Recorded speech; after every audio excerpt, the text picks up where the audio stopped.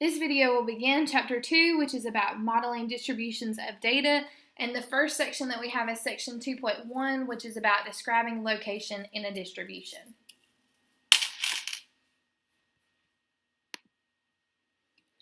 So we have briefly talked about percentiles, but percentiles are really something that is part of Chapter 2, and so with a percentile, we already know that the pth percentile of a distribution is a value with p% of the observations less than it. So for example, if you were in the 80th percentile, there would be 80% of the observations less than where you are. So we have an example that has to do with the 25 students in Mr. Pryor's statistics class, and we see all of their scores listed below. So the problem is we want to use the scores on Mr. Pryor's first statistics test to find the percentiles of the following students. We have Norman, who earned a 72, Katie, who earned a 93. So the first thing I should do with the distribution is I should take it and put it in some sort of way that I can easily see the information that I have. And so one way that I think might be easiest to see is to put it in a stem plot. So I see that I have some 70s, I have some 80s, have some in the 90s, and I have 60. And so what I should do is I should make a stem plot, and my leaves should be 6, 7, 8, and 9. But as I kind of look through there, I see that I have several that would fall into the category of 70. And I also see several that would be in the 80. And so an easier way to kind of see all of the information at one time is maybe to do a split stem. So now I'm going to split up my stems so that I have two 70s, I have two 80s, and I could do two 60s and two 90s, but I see that I don't really have anything that would be in the 60 to 64 category, so I can kind of leave that one out. And I don't have anything that would be in the 95 to 99 category, so I'm also going to leave that one out. So as I go through my scores up here, I see that in 60, I would have 67. So that takes care of my 60s. In my 70 to 74, which would be the first 7, I would have 72, 73, 73, and 74. So I've dealt with 67, 73, 72, another 73, and a 74. All right, in my 75 through 79, I see that I have 75. It looks like I have 3 77s.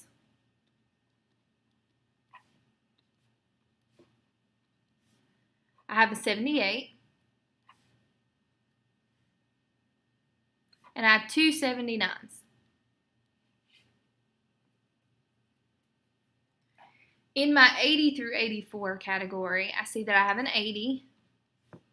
I see that I have another 80. Have an 81.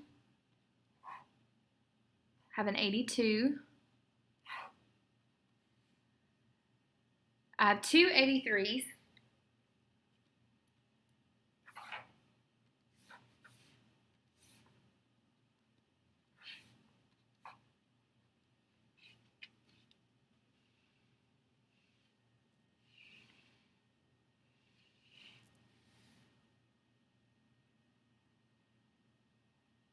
Three 83s. 84, 85, nope, that 85 should go on the next row. So on the next row, 85 through 89, I'd have 85, 86,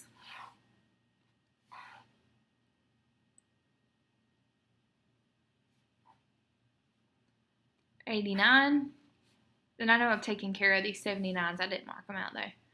And then in my 90 through 94, I have a 90 and I have a 93. So altogether, I should have 25. So there's 5, 6, 7, 8, 9, 10, 11, 12, 13, 14, 15, 16, 17, 18, 19, 20, 21, 22, 23, 24, 25. Good.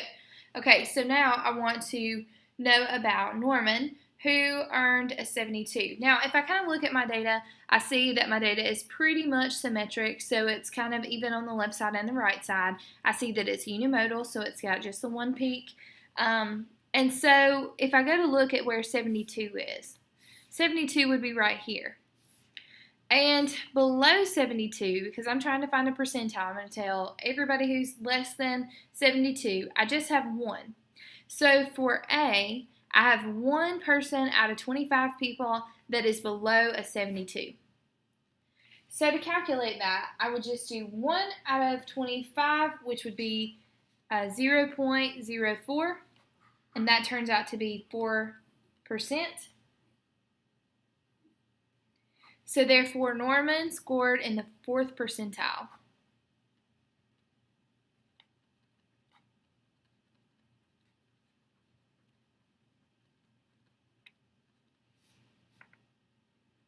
For part B, Katie is a 93. So I go find Katie. Katie's here. So if Katie is there, that means that there are 24 people that made less than Katie did. So 24 out of 25.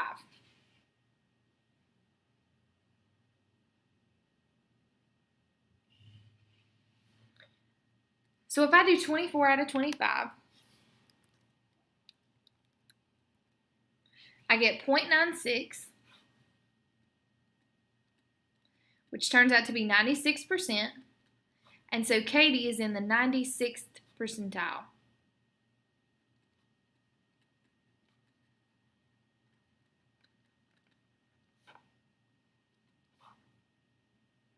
And for C, I have the 2 students who earned scores of 80.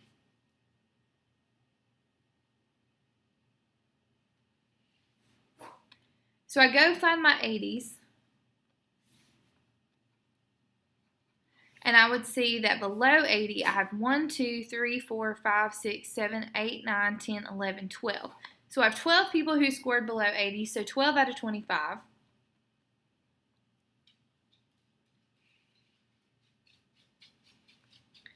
So then I would say 12 divided by 25 gives me 0.48, which means they scored better than 48% of the class, which means that they are in the 48th percentile.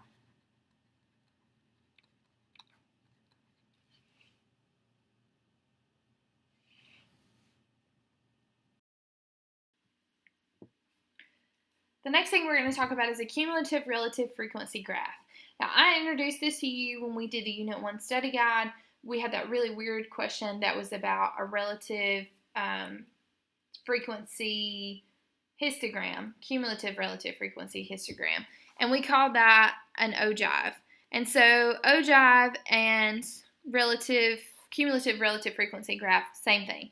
So the thing that is kind of interesting about an ogive, besides the pretty awesome name, is that it's an interesting graph that can be made with percentiles. And so a lot of times you'll see it with percentiles. And so in the example that we have, it says one of the most common graphs starts with a frequency table for a quantitative variable. For instance, here's a frequency table that summarizes the ages of the first 44 U.S. presidents when they were inaugurated. So we see that the age groups go up by 4 every time. We see the frequency of the people that fell into those age groups that were U.S. presidents, and we have to calculate the cumulative frequency.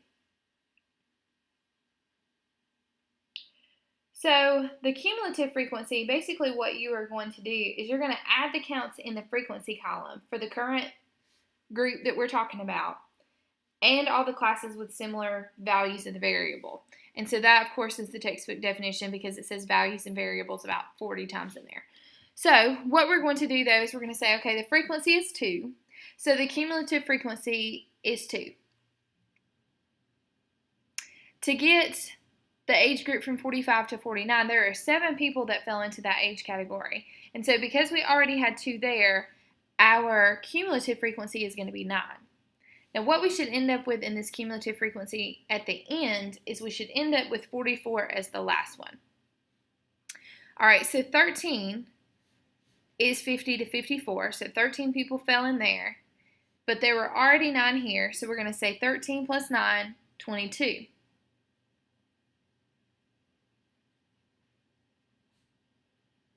For 55 to 59, there were 12 here.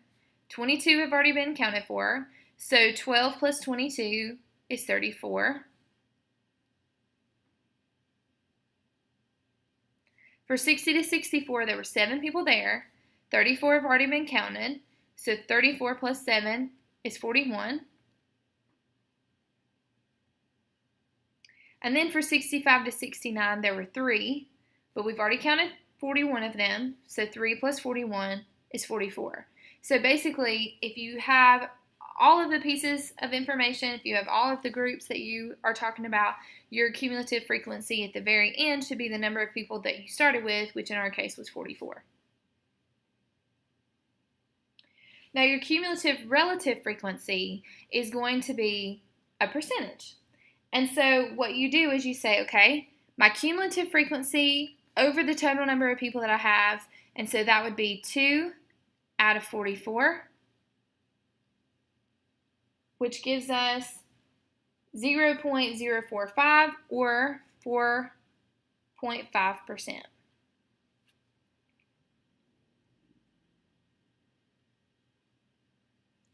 All right, so the next one I've got 9 out of 44. 9 out of 44 gives us 0.205 or 20.5%.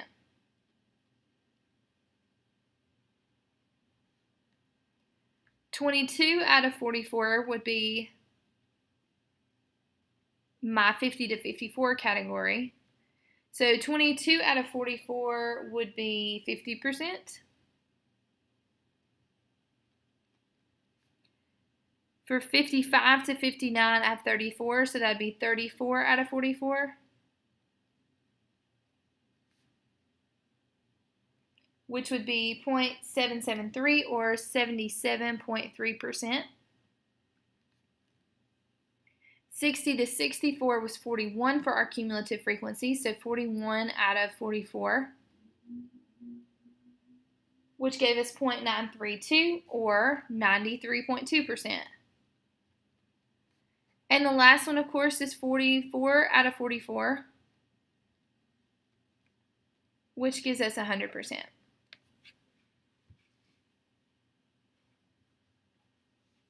So, of course, we can take our cumulative relative frequencies and graph them to get our ogive.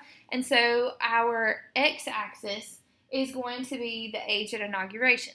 So we're going to say, okay, our first one we're going to say is 40. So I'm going to put 40 here.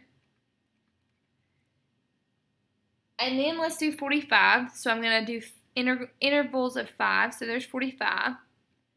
There's 50, 55, 60, 65, and then 70.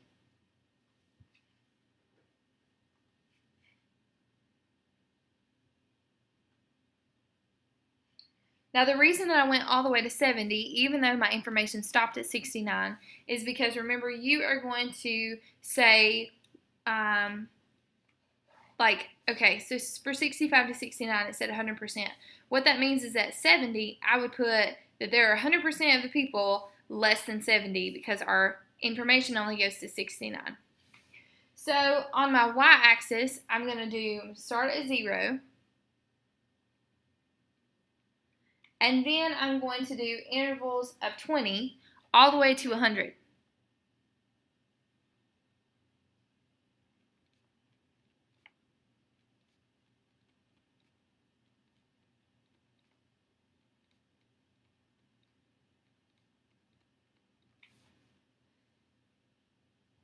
And so I need to label it so that I know that this is age.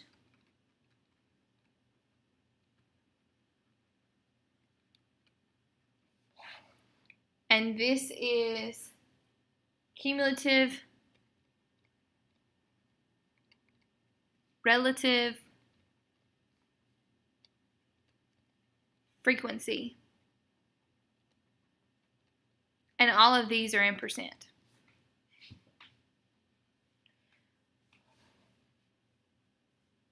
All right, so I'm going to start at 40, and I'm going to say at 40,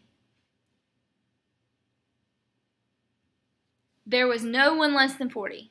So that should be a 0.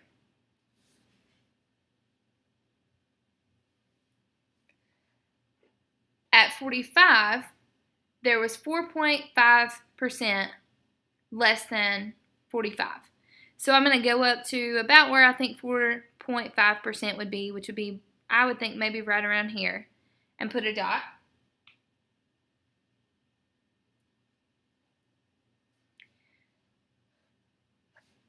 At 50, there was 20.5%, so that were less than 50. So I'm going to go to 20 and do really, really close to 20 because it was 20.5%. At 55, there were 50% of people less than 55. So I'm going to go directly between 40 and 60 and put a point. At 60, there were 77.3% less than 60. So I'm going to go, that was 60, so that'd be 70, so I'm closer to 80, maybe right in here.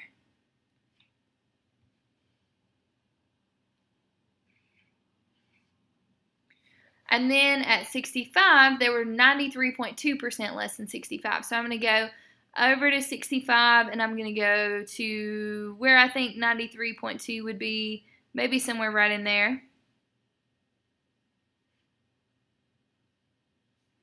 And then at 70, there were 100% of people that we were concerned with that were less than 70. So I have all my points. Now I just connect them. Not that way.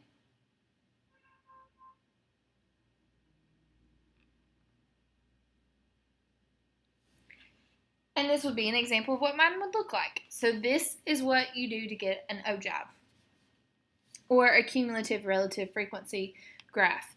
You all know how I get tongue-tied. I'm going to go with OJAB. It's easier to say.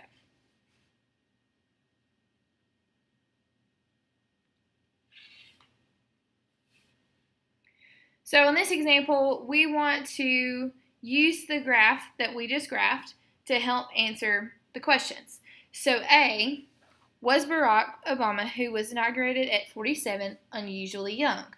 So looking at our information, he was 47, which would be between 45 and 50. And so if you think about where that is, to be 47 would put you right about in here. And so would that be unusually young?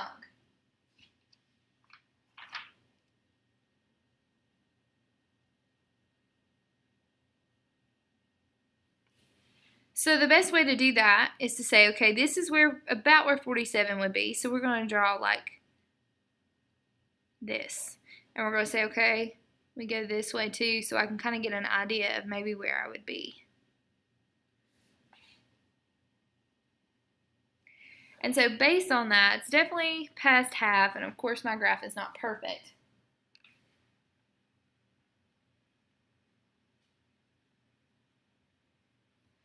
So whenever you actually work out the math for this one, it should be at about 11%.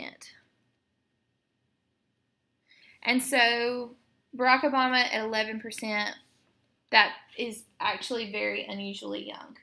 That would put him at the 11th percentile of the distribution. In other words, about 11% of the U.S. presidents were younger than Barack Obama when they were inaugurated.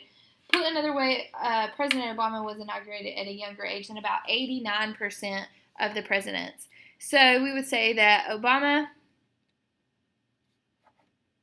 was at the 11th percentile. And so there were 89% of the presidents older than him.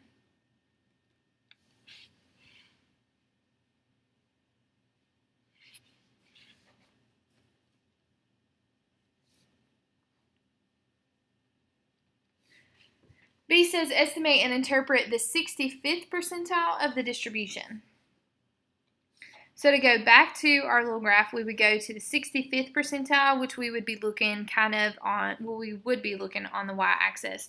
And we would estimate about where we think 65 would be. So we would say that that's probably, that really huge line that I just drew, is probably 70. So 65 would be about halfway in between there. So if I were to draw like this, so that I can interpret what that was going to be. And there, where it matches up with my ogive, I would go down.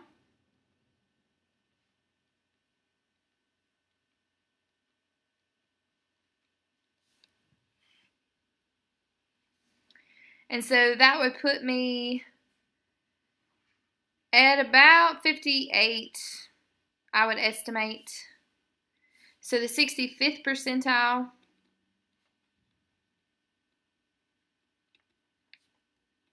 would be about 58 years old.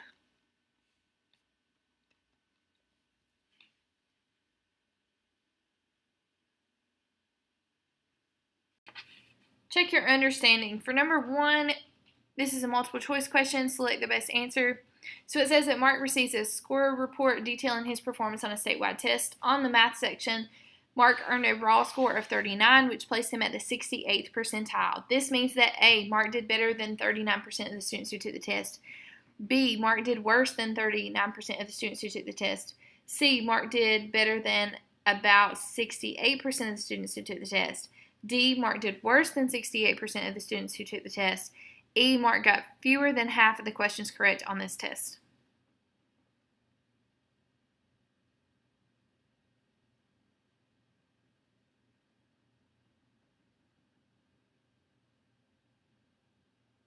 Remember that with percentile, whatever number they give you as your percentile means that you were higher than whatever that number is. And so because it says that he is at the 68th percentile, that means that he did better than about 68% of the people who took the test. So the answer for number 1 would be C.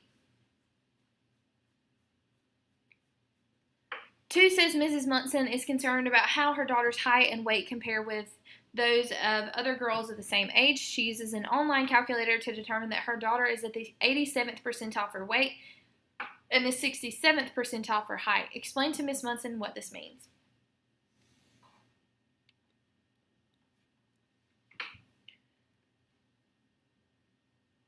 So using the same principle, because it says that she is at the 87th percentile for weight, then that means that her daughter weighs 87% more than girls her age.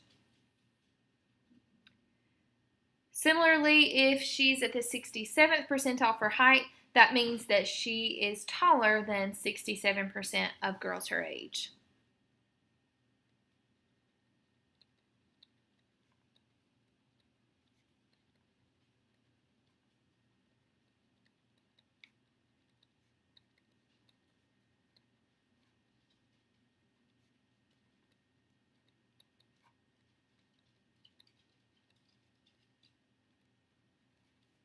Questions 3 and 4 relate to the following setting. The graph displays the cumulative relative frequency, or the ogive, of the lengths of phone calls made from the mathematics department at Gabalot High last month.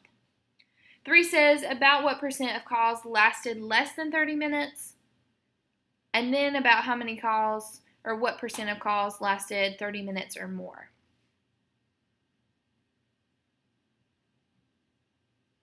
So for number 3, what you would do is you would locate where 30 was on the x-axis, which would be right here, and you would go up.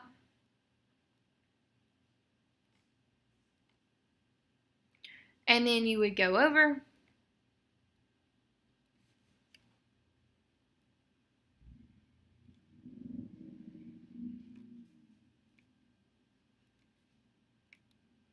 And whenever you do that, you would see that you are not quite at 60, you're a little bit higher than that. And so we would estimate lasted less than 30 minutes to be everything down here, which would be about 65%.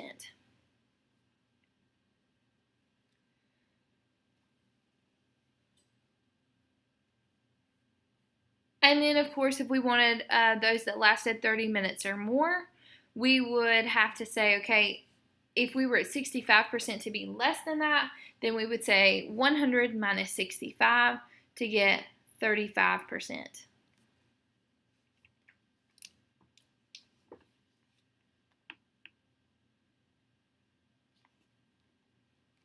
Number 4 says estimate Q1, Q3, and the IQR of the distribution.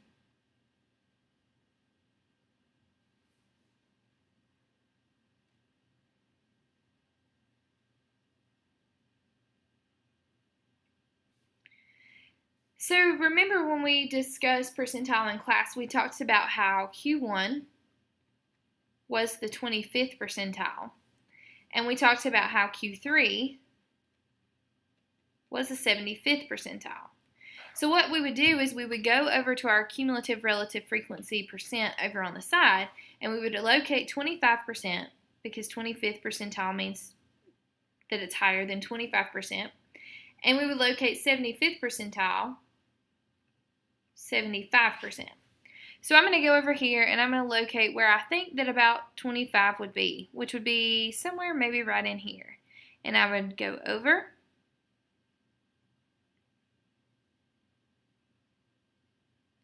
And then I would go down. And I would see that it wasn't quite at 15. So we would say that Q1 may be at like 14. To do Q3, the upper quartile at the 75th percentile, we would locate 75. So we would estimate 70 to be maybe about right here. So 75 maybe about right here. And we would go over.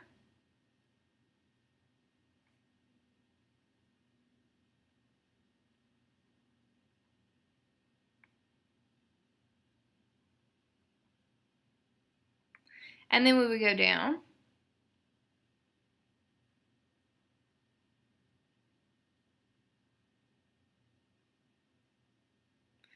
And we would see that it is approximately maybe about 32.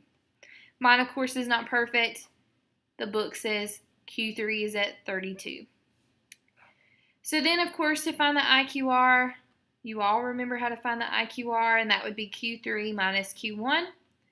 So we would say 32 minus 14, and we would get 18.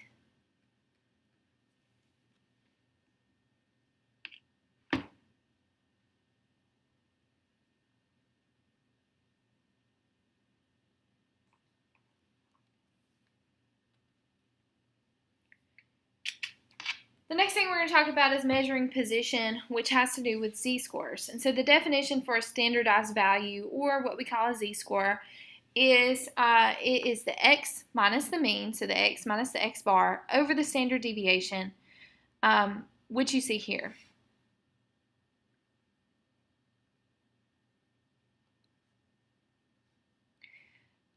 So we go back to Mr. Pryor's scores and we see the stem plot that we created at the beginning, and we see some descriptive statistics for test scores. And so we see the N, so there were 25 in the sample. We see that the mean is 80, the median is also 80. We see the standard deviation is 6.07.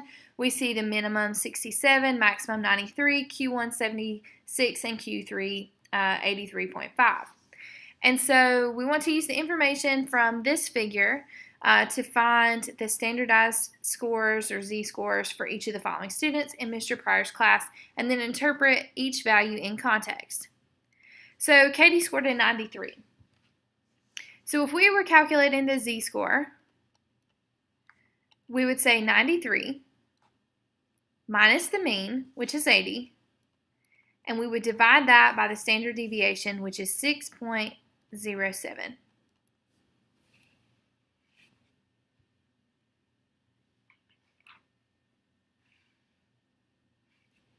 And whenever we worked that out, we would get 2.14.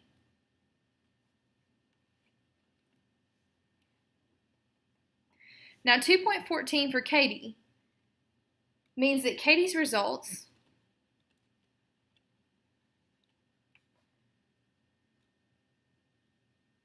are 2.14 standard deviations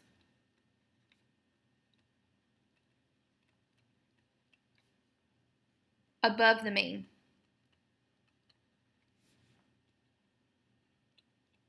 So essentially, when you calculate a z-score, what you are finding is the number of standard deviations that you are away from the mean.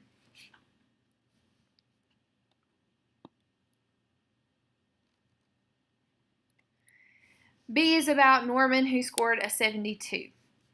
So we would find the z-score for Norman by saying 72 minus the mean, which is 80, over the standard deviation, which is 6.07.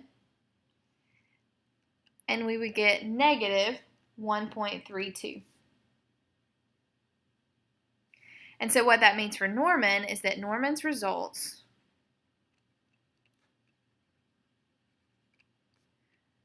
are 1.32 standard deviations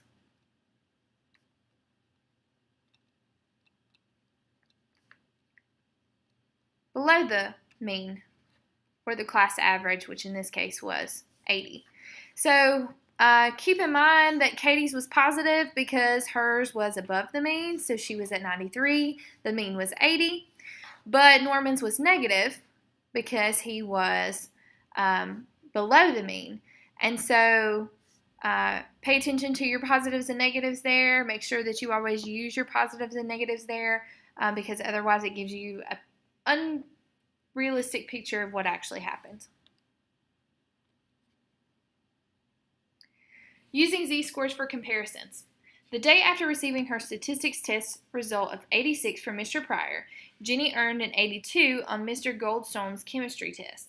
At first, she was disappointed. Then Mr. Goldstone told the class that the distribution of the scores was fairly symmetric, with a mean of 76 and a standard deviation of 4. On which test did Jenny perform better relative to the class? Justify your answer. So what we're going to do is we're going to calculate Jenny's score of 86 for Pryor, and we're going to calculate her score of 82 from Goldstone. Now remember that for Pryor, the x-bar or the mean was 80 and the standard deviation was 6.07. For Goldstone, it tells us that scores were fairly symmetric, but that importantly the mean was 76 and the standard deviation was 4. So what we do is we calculate her z-score by saying she scored an 86. We subtract that, or we subtract the class mean from that, and we divide by 6.07. And we find out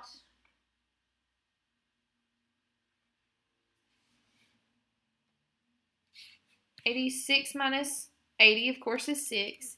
And then 6 divided by 6.07 is 0.99.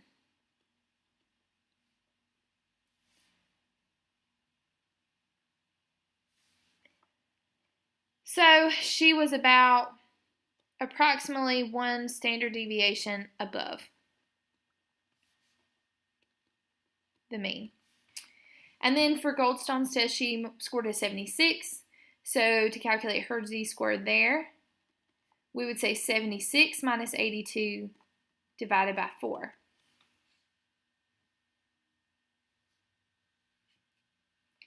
When we do that, her z-score is 1.5. So what that means is that she's approximately 1.5 standard deviations above the mean. So in actuality, although Jenny was upset about the 76 score, she actually did better relative to the class in Mr. Goldstone's chemistry class than she did in Mr. Pryor's statistics class.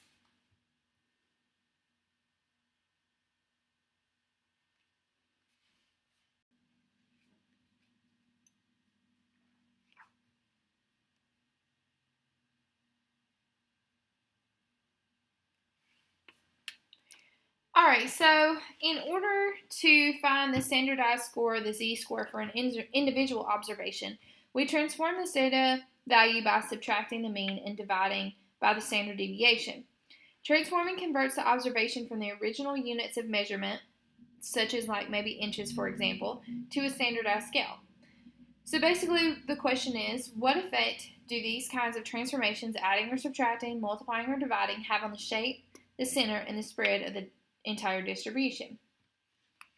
And so the gist of it is that if you add the same number, A, either positive, negative, or 0 to each of the observations, then it's going to add A to the measures of the center and the location. So for example, if you were to add 7 to each of the observations, then it's going to change the center and the location, like mean, median, quartiles, and percentiles, also by 7.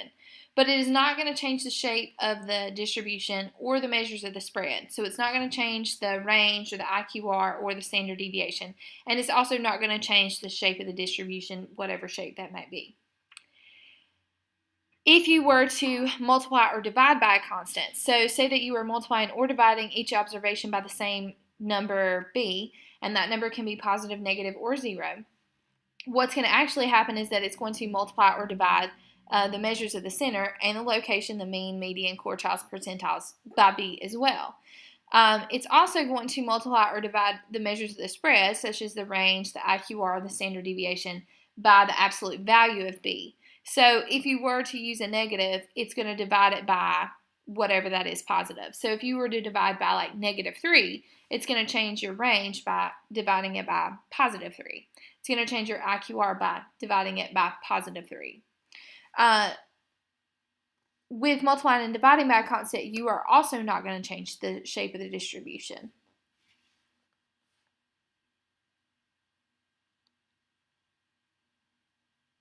So an example would be like this particular example that kind of follows. So during the winter months, the temperatures at the Starnes, Colorado cabin can stay well below freezing. And so it does tell you that freezing is 32 degrees Fahrenheit or 0 degrees Celsius for weeks at a time. To prevent the pipes from freezing, Mrs. Starnes sets the thermostat at 50 degrees Fahrenheit. She also buys a digital thermometer that records the indoor temperature each night at midnight. Unfortunately, the thermometer is programmed to measure the temperature in degrees Celsius. A dot plot and numerical summaries for the midnight temperature readings for a 30-day period are shown below, so that's here. The problem is we want to use the fact that Fahrenheit is equal to 9/5 degrees Celsius plus 32 to help you answer the following questions. So A says find the mean temperature in degrees Fahrenheit. Does the thermometer or thermostat settings seem accurate? So for A, we are really only concerned with the mean because this question is asking us particularly about the mean temperature in degrees Fahrenheit. And so what we are going to do is we're going to take the mean, which is 8.43, and remember this is in degrees Celsius, and we want to convert this into Fahrenheit. And so the way that we would do that is we would take our mean, 8.43, and we would basically plug it into this formula that they gave us here. So we would say 8.43 times 9/5 plus 32, and I kind of switched the order of mine around, but same thing. And so whenever you do that, you get that it's basically 47.17 degrees, and this is degrees Fahrenheit. So if we were to convert our mean from Celsius to Fahrenheit, we would get 47.7 degrees. Now keep in mind that this is the mean over a 30-day period. And so if she has set the thermostat at 50 degrees, it should keep it at about 50 degrees. But if it's at 47 degrees Fahrenheit, that's 3 degrees less than what the thermostat says that it should be at. So the thermostat is not very accurate because it is cooler in the cabin than it says it is.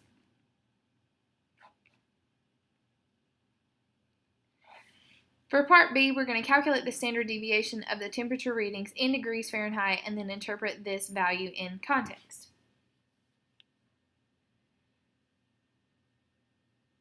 All right, so keep in mind the information that you just learned about the effects of multiplying or dividing by a constant. So for example, multiplying each observation by 9/5, which is part of the conversion from Celsius to Fahrenheit. it multiplies the standard deviation by 9/5. But whenever you do that add 32 part, which is like right here, adding 32 to each observation is not going to affect the spread. So the standard deviation of the temperature measurements in degrees Fahrenheit is basically going to be 9/5, part of the conversion, times 2.27, which was the standard deviation here. Whenever we do that, we get 4.09 degrees Fahrenheit. And so this means that the average distance of the temperature readings from the mean is about 4 degrees Fahrenheit. And so if you think about it, 4 degrees Fahrenheit, when you're talking about temperatures, is a good bit of variation.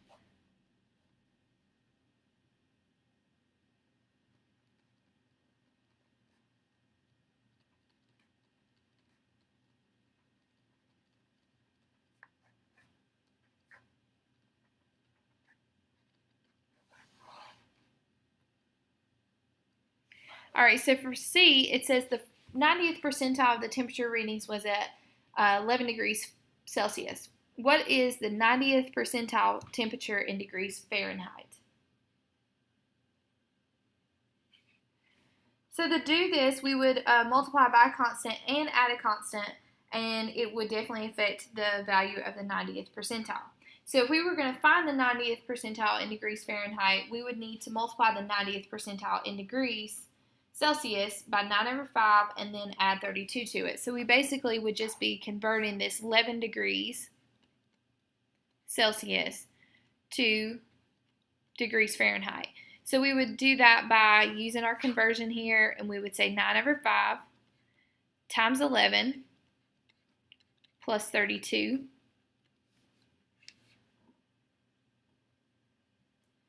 And whenever you work that out, you would get 51.8 degrees Fahrenheit. So 51.8 degrees Fahrenheit would be higher than 90% of the temperature.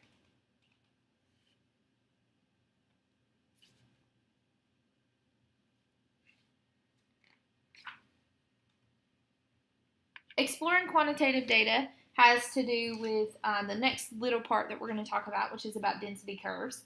And so the first thing that you should always do is you should always plot your data, make a graph, usually a dot plot or a stem plot or a histogram, and then you're going to look for the overall pattern, such as the shape, center, and spread, like you've been doing, and for any striking departures, such as outliers. The third thing is you're going to calculate a numerical summary to briefly describe the center and the spread. You guys have all been doing that. But in this step, we're going to add one more step to the strategy. And so sometimes the overall pattern of a large number of observations is so regular that we can describe it by a smooth curve, which is what density curves have to do with. And so a density curve is a curve that is always on or above the horizontal axis and has area exactly 1 underneath it. A density curve describes the overall pattern of a distribution. The area under a curve and above any interval of values on the horizontal axis is the proportion of all observations that fall in that interval. So that, of course, sounds like a mess because it is the textbook definition, but we'll figure it out. So one thing that's important when we are talking about a density curve, of course, is the mean and the median. So it says the median of a density curve is the equal areas point. The point that divides the area under the curve is half. The mean of a density curve is the balance point at which the curve would balance if it were made of solid material. The median and the mean are the same for a symmetric density curve. We already knew that. They both lie at the center of the curve. The mean of a skewed curve is pulled away from the median in the direction of the long tail. So this is just like what we were talking about the other day about how if it is right skewed, then of course the mean would be closer to the right. And if it were left skewed, then the mean would be closer to the left. And the median, of course, would still be in the center regardless of which direction it was skewed.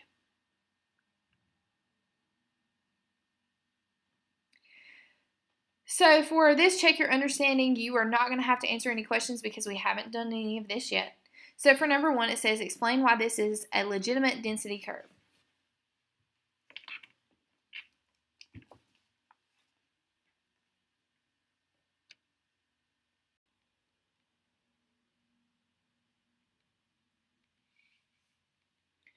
All right, so the reason that this is a legitimate density curve is because, as we can see, the curve is positive everywhere, and it has a total area underneath it. Total area under the curve is 1, which is one of the requirements for a density curve.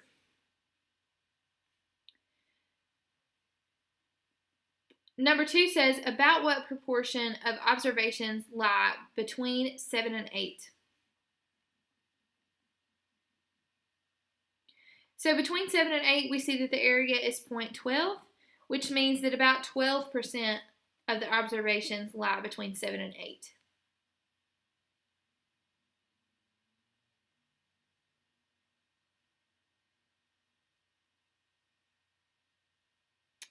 Three says, trace the density curve onto your paper, mark the appropriate location of the median. So if we were to find the median for this graph is a little bit skewed to the left, and so the median would be about in the center, which I would estimate to be about right there. Except with a straight line.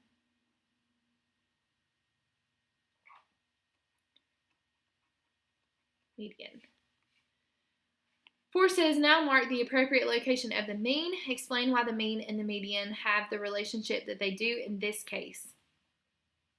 So again, because it is skewed left, we would see that the mean would be a little closer to the left than the median is. So I'm going to estimate that the mean is about right here.